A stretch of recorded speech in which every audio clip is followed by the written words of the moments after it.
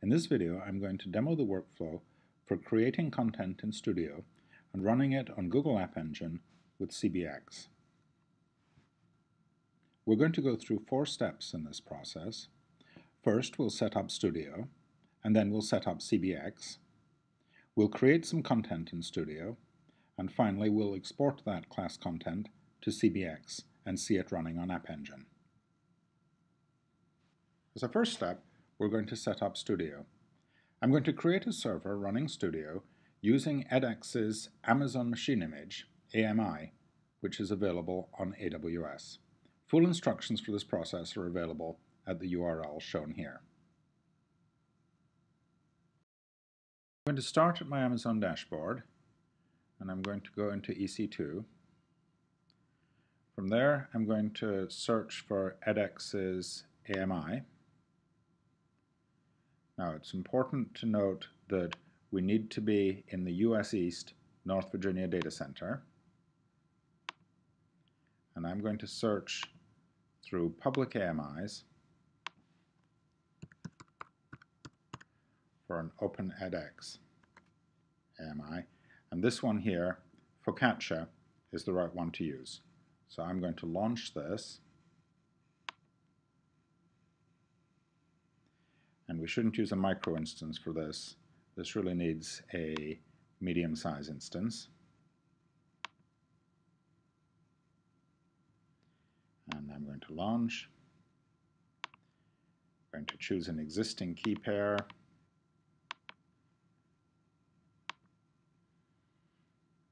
And I'm going to wait a few minutes while this is launching. So here's our instance that we've set up from edX's AMI.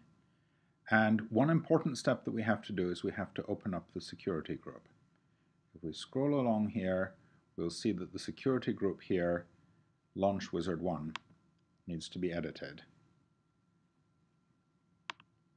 And what I'm going to do is add some inbound rules. The edX LMS service is running on port 80. So we'll add that in. And most importantly, Studio is running on port 18010.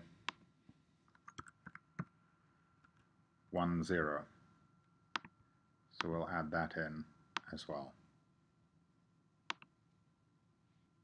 So at this point, our new instance should be up and serving. I'm just going to copy the public DNS. Paste it into my location bar, and since I want to connect to Studio, I'm going to connect on port 18010. And here's our instance of Studio. The next thing we need to do is sign up. Just create an identity here.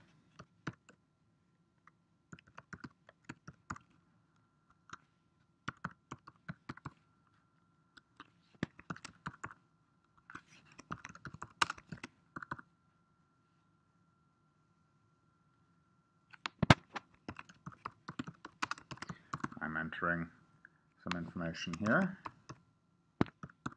for myself. I agree to the terms of service. And Studio will send a confirmation email to your email with a link that you need to activate your account. I've just gone to my email and I've located the activation link. One little wrinkle that I need to address is the activation link was a link to localhost. And so I'm editing that to actually be a link to the correct server and port for my instance of Studio. And then when I follow that link, then my account is now active. And when I click through, I'm now logged in with my new account on my new instance of Studio. As a next step, I'm going to set up cbX on a different Ubuntu server. The full instructions for the setup are at the link shown, and I'm going to run through those instructions, and then I'm going to create a new course on a development instance of cbX. So to install cbX onto my Ubuntu server, I'm going to start by cloning the repository from GitHub. I copy this address and I paste it into a terminal where I'm already logged on to my Ubuntu server. I clone the repository, then I change into the folder that I've just copied, and I run the development server, which will download and install all of the dependencies that it needs.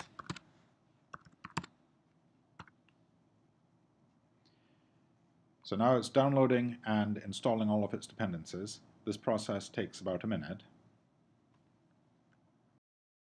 So now, a minute or so later, you can see that it's up and running and it's serving on port 8080.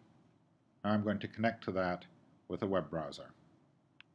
So just paste in the address of my server and connect to my new cbX server. I'm going to log in, and because this is a development server, I can sign in as an administrator,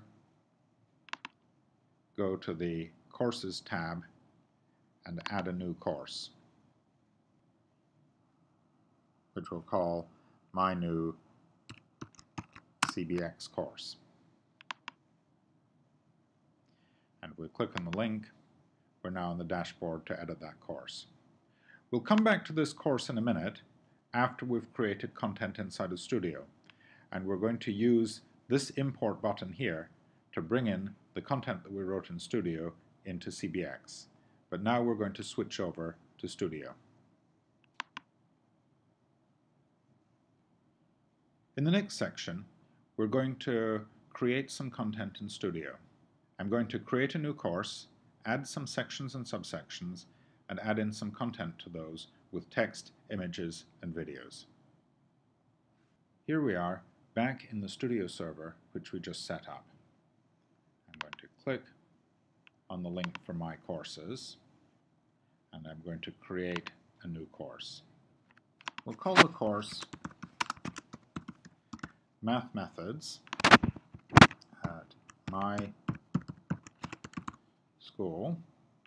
We'll give it a course number of maybe Math 203, and we'll say that it runs 2014 Q1. After we've filled out these forms, we press Create, and our course is set up. Now let's add our first section into this. The first section is going to be a section on Euler circuits from graph theory.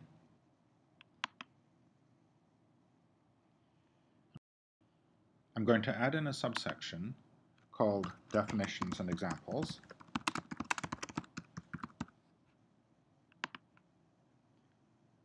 And I'm going to go in and add some content to that. Let's have a new unit called Introduction.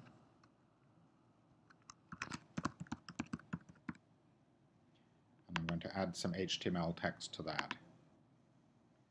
I'm going to edit the HTML and paste in some content that I wrote earlier. But because this is HTML, I'm going to put in some formatting to make it look better. Now I also want to include an image in this text, but before I can include the image, I need to upload it onto the Studio server. So I'll just save the content that I've got here and go up to the Files and Uploads section and click to upload my image. Choose the file. There it is. And it's been uploaded to Studio. And this is the URL here, which I need to copy so that I can paste it into my course. So I'll go back to my course outline, Definitions and Examples, Introduction. And there's my text, which I'm going to edit. And to paste an image in, I go into HTML editing and add an HTML image tag with the URL which I copied when I uploaded the image. And there's my image in my content. Now let's add a new unit. Click to add a new unit. Which we'll just call Euler Circuits Video. I'm just going to add in a video for this. Edit the video and give it the URL of a YouTube video which I just copied from YouTube. So this is the URL of the YouTube video, and here it is in my content now. And the final thing I'm going to do is I'm going to create another unit with a multiple choice question in it. I'm going to call this quiz, and I'm going to put in a problem using checkboxes. I'm going to edit this, and I'm going to copy in a question which I wrote earlier. So I just delete this content and copy in the content that I wrote with the question that I wrote earlier. Save that, and we can check that that's being graded correctly. That's wrong, and that's right. Okay, at this point we've created all of the content in Studio that I want to put in. One thing we must do is we must set all of this content to public visibility. So I'm going to quickly set this public, go back to my video, set it to be public, go to my introduction section and set it to be public. And just check in the course outline here that all of my content is public. Now I'm ready to export my content out of Studio and to upload it into cbX. I use the Tools menu and select Export and select Export Course Content. And you can see that this has been downloaded as a tar.gz file. That tar.gz file has been downloaded onto my computer's Downloads folder.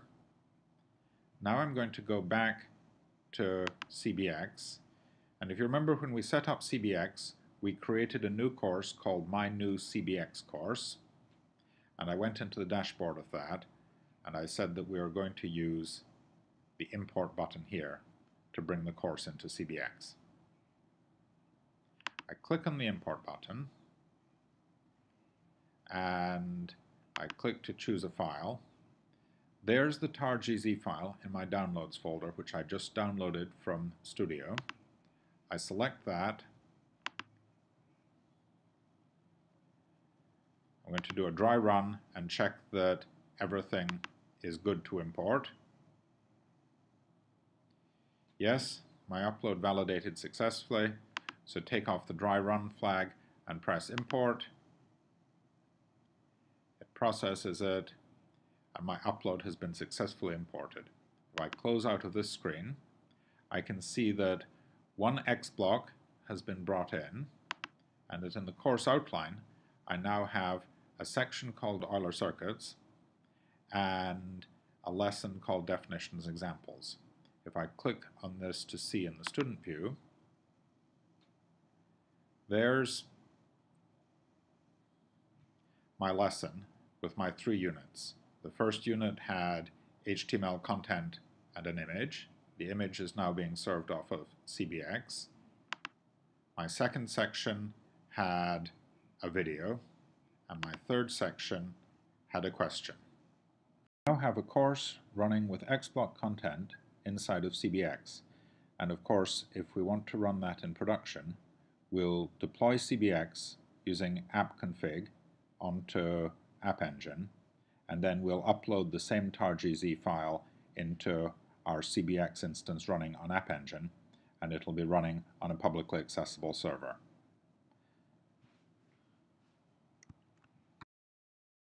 Thank you for listening, and I hope that this demo has been useful.